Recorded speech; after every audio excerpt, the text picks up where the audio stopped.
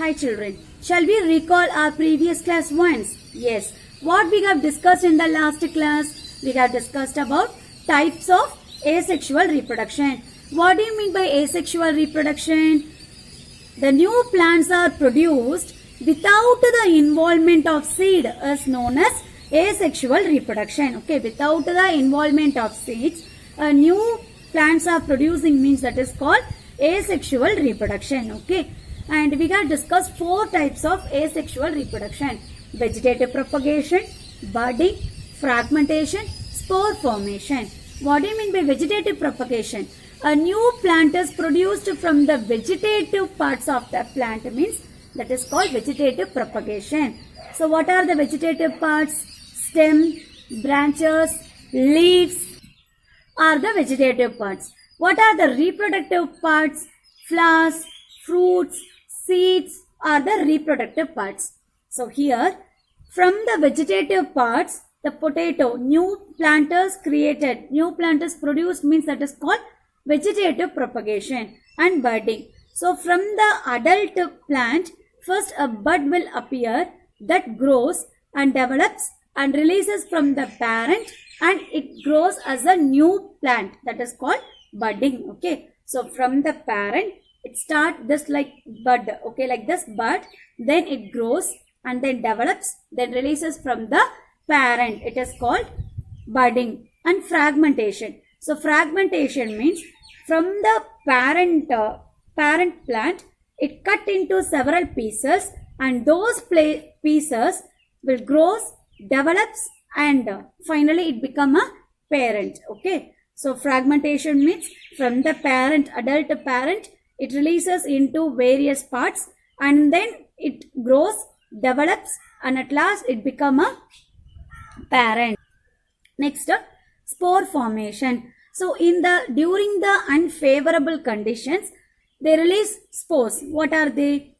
Ferns, moss, like that they release spores, and when the favorable conditions are returned, that time it create a new plant. So this is called spore formation. Okay, so these are the types of asexual reproduction: vegetative propagation, budding, fragmentation, spore formation. And in today's class, we are going to discuss about various plant adaptations. So how roots are modified into something, and how stems are modified, how leaves are modified. So modification in roots, modification in stems, modification in leaves, we are going to see in today's class.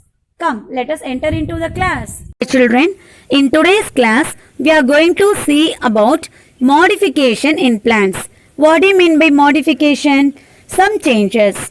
So based on their adaptations, based on the plant's adaptations, plant's parts are modified into something. So this is known as modification. This modification is done in roots, stems, and leaves. Okay, so modification in roots, modification in stems, modification in leaves. So we are going to see modification in roots first. The first one, modification in roots. So we know the function of root. What is the function?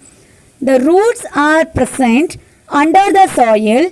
It searches the water and minerals from the soil. So this is the function of the root. So roots searching the water and minerals from the soil. But see here, this banyan tree. So roots are modified to provide mechanical support as seen in banyan tree. These roots grow vertically from horizontal branches of a tree. So here, the roots of banyan tree modified to provide support is called mechanical support. Okay, so from where these roots are growing? These roots are growing from the branches, and it's growing downward, and it gives the support to the tree. Okay, so here, so these also called roots. You are seeing the banyan tree, no? So this is the root part. Okay, so this big trunk is called the root part. So this is starting from the branches. Okay, so actually the root, what is the root function? It searches the water and minerals under the soil, and the roots are present under the soil. But in the to give the additional support for the banyan tree. The banyan tree some roots are grown from the branches, and then it gives the proper support for the tree because the tree is huge and overweighted, so that it gives the mechanical support for the tree. So it is called prop roots. It is called prop roots. Okay. So these are the root parts. It grows from the branches and it grows downwards. Okay. And then it gives the mechanical support for the whole tree. So this is called prop roots. Next one, stilt roots. So in sugarcane, maize, adventitious roots arises from the nodes in cluster at the base of the stem. These roots are called stilt roots, which gives additional support. So in the plants of maize and sugarcane, stilt roots are there to give additional support. So some roots arises from the nodes in the cluster of roots. Cluster of nodes is nothing but the bunch of roots. Okay. So here only the stilt roots also there. And after that you can see in the sugarcane. So these are called nodes and internodes. Okay. These are called nodes and internodes. And here also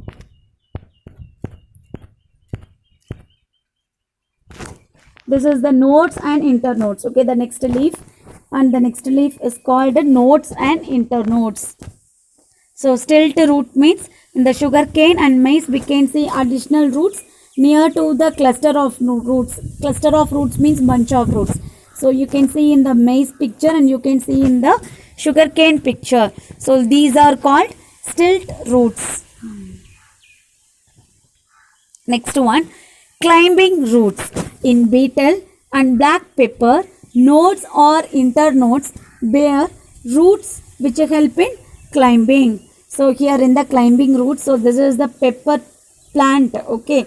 So pepper plant, totally it will climb to any other plant, and this is the pepper leaf and pepper. Okay. So these are the trees, betel and black pepper, the nodes and internodes. First, what do you mean by nodes? So the place where leaf is starting is called nodes. Okay, so here. And what do you mean by internodes? So internode means the place between the leaves is called internodes. So here only the roots are there to climb the other plant. To climb the other plant. So this is called climbing roots. Gaseous exchange. So in the Avicennia tree that grows in mangrove forest, so their roots are present above the ground, okay, because it is helpful in the process of transpiration. Transpiration means gaseous exchange, which means exchange of gases. So plants take carbon dioxide inside and releases oxygen outside in the daytime. And plants take oxygen inside and it releases carbon dioxide in the night time. So this exchange of gases should be done. So for that the roots are supportive. So that these roots are called breathing roots or pneumatophores. Okay, breathing roots are pneumatophores. And some roots are called sucking roots. You can see the next picture. So this is the cascata plant you can see in our area. Okay, so here the total plant is called a parasite. Okay, because this whole plant must be depend on any other plant for their nutrients. Okay, so they cannot live for its own. They must need a support of any other plant. So it is called as parasite. So in the cascata plant, sucking roots are there. It's sucking to the other plant and it gets the other plant nutrients also. So this is called sucking plants. And this type of plant is called parasite because it is completely depend on any other plant. So this is called sucking plant and it is called parasite. Okay, so these are the root modification in roots. Now we are going to see about aerial modification and subaerial modification. In the first one, phylloclade. So aerial modification is nothing but the part is there completely above the ground. The part completely above the ground is called aerial modifications. First one, phylloclade. So So in a dry climate, conserving water is a challengeable one. Okay, so that is called phylloclade. So here the cactus is a thick stem and the leaves are modified into thorns. Why? Because the stem of the cactus plants store the water and mineral for long time, and the leaf of the cactus plants, they are modified into thorns, and they are helpful in the process of photosynthesis. So this is about the phylloclade. And next one, subaerial modification. Subaerial means some of the parts will be there above the ground. Again, the remaining part of the plant will touches on the ground. So that is called subaerial modification.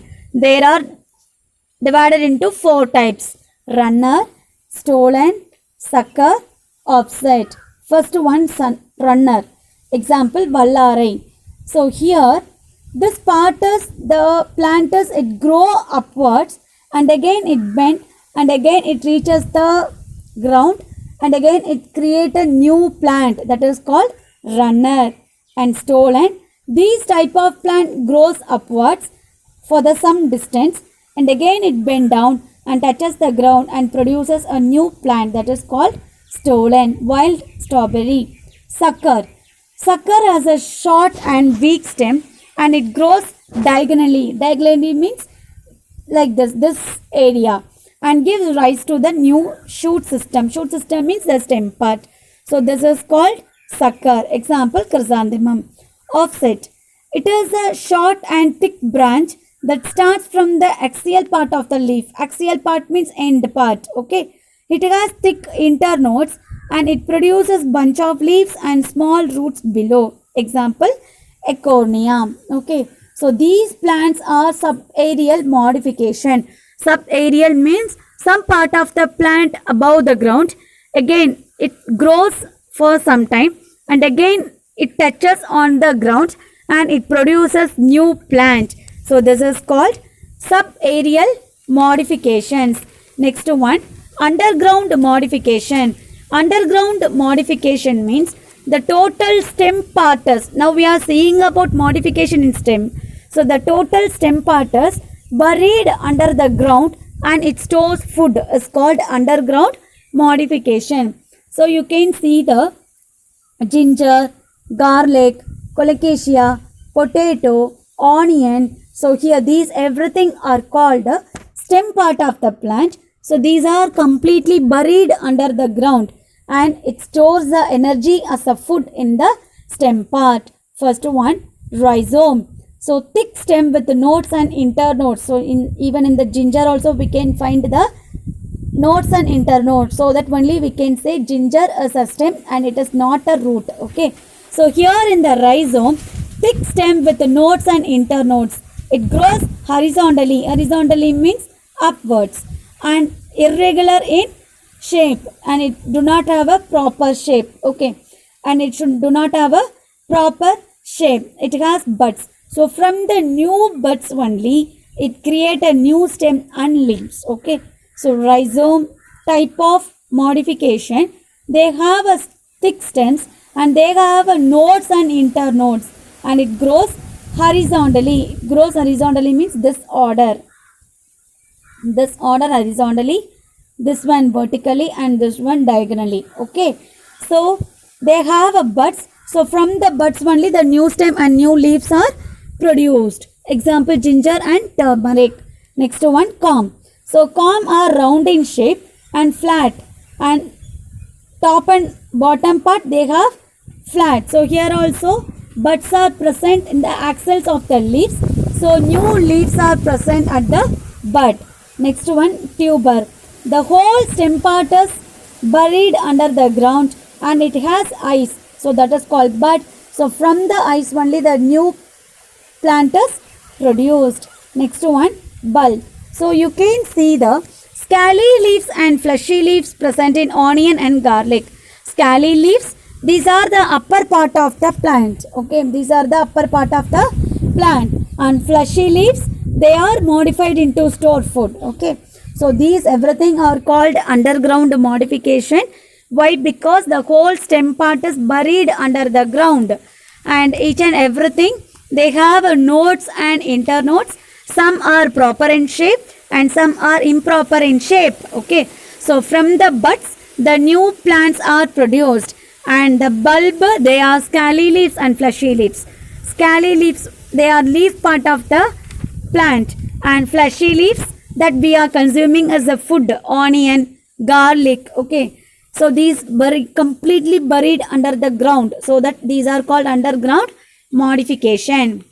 Next one, modification in leaf. So spines. So pines is nothing but thorns. Okay, in the Opuntia plant, leaves are modified into spines or thorns, tendrils. In the Glorisia superba, leaf tips turns into tendril, and Pisum sativa, terminal leaves are modified into tendril. You know the tendril. What do you mean by tendril? It is a coil-like structure. Okay, and terminal leaves, end leaves. Okay, so from the end leaves, the tendrils are modified. Phyllodes. In the acacia plant, petioles, this is the acacia plant, the petioles means the leaf stem, okay, it's called petioles, turned into leaf.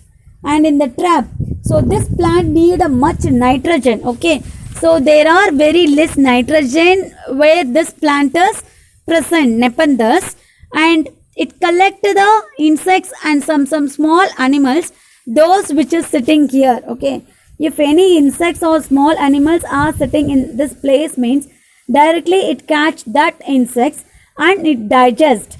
After digestion, it takes the nitrogen from the insect. Okay, and some digestive enzymes also present inside the leaf structure to digest the insects. So these are the flask-like structure. Okay, so the leaves only are turns into flask-like structure to catch the insects, and the digestive enzymes are there to digest. Okay, so these are the modification in leaves. So in the Opuntia plant, leaf part is modified into thorns and tendril. Leaf tip and terminal leaves are modified into tendrils. In phyllodes, petioles are turned into leaf-like structure, and traps, the leaves are modified into flask-like structure to catch the insects, and digestive enzymes are also present to digest. Recapitulation. What we have discussed in the today's class, we have discussed about modification in plants. So some plant parts are modified into something. So root modification, stem modification, and leaves modification. So root modification, prop roots in the banyan tree, some roots are modified and it grows from the branches of the tree to give the mechanical support for the banyan tree. Okay, so this is the root modification. So that is called prop roots. And in the stilt root, so some stilt roots arises bunch of the roots in the sugarcane and maize, okay, to give the support to the plant. So that is called stilt root.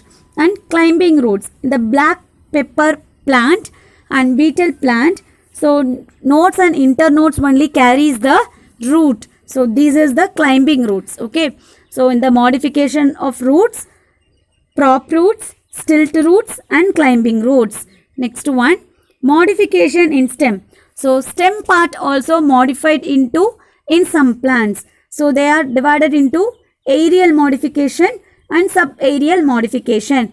Aerial modification means the stem part must be above the soil. Okay, above the soil. And subaerial modification means some part of the stem is above the soil. Again it touch back to the ground. So that is called subaerial modification. Okay. So aerial modification, phylloclade. So the plant Opuntia is completely above the soil. The leaf parts are modified into thorns. Okay. So that is called phylloclade. And subaerial modification, runner, stolen, sucker, offset. So here these parts of the plants are growing and again it bending and touches back to the ground and they produces a new plant. So that is called subaerial modification. And underground modification in stem. So rhizome, corm, tuber, bulb. Example, ginger, turmeric, potato, so onion, garlic. So these plants, the stem part, these everything are called the stem part of the plant. They are completely buried under the ground. Okay, they are completely buried under the ground. Okay, and what we are consuming as a food, garlic and onion, they are fleshy leaves. Okay, they are fleshy leaves, and the part we can see above the soil, leaf part of the onion, that is called scaly leaves. That is called scaly leaves. Okay, and modification in leaves. So based on the adaptations, some plants leaves are modified. They are opentia. So opentia plant, the leaves are modified into thorns or spines. And tendril, the leaf tip and terminal leaves are modified into tendril. And phyllodes, what for tendril? Because to climb the any other plant. Okay, and phyllodes, in the acacia plant, petioles are turned into leaf-like structure. Petioles means the leaf stem is called petioles. And traps, due to the nitrogen deficient, the Nepenthes plant leaves are turned into flask-like structure so that it catches the insects and it digests. So that digestive enzymes also present inside the Nepenthes plants. Okay, so these are the modification of plants we have discussed in today's class. I hope you understood this class well. Thank you, children.